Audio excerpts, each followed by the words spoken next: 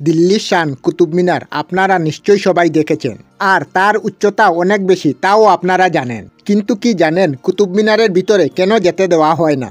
সাল 1984-র আগে কুতুব মিনারের ভিতরে এবং সিঁড়ি দিয়ে উপরে উঠতে দেওয়া হতো, কিন্তু 4 ডিসেম্বর 1984-তে এমন হয়েছিল, যার কারণে দরজা সবসময়ের জন্য বন্ধ করে দেওয়া হয়েছিল।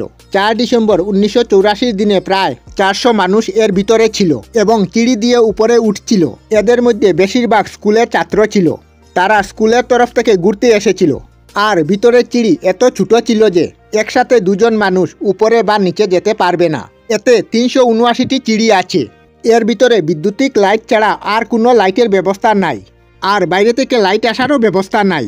আর হঠাৎ বিদ্যুৎ চলে গেল। অন্ধকার হওয়ার জন্য সবাই ভয় পেয়ে নিচের দিকে যাওয়ার চেষ্টা করে এবং সিঁড়ি ছোটো হওয়ার কারণে 45 জনের মৃত্যু হয়েছিল, তাদের মধ্যে বেশিরভাগ স্কুল ছাত্র। তারপর থেকে দরজা বন্ধ করা হয়।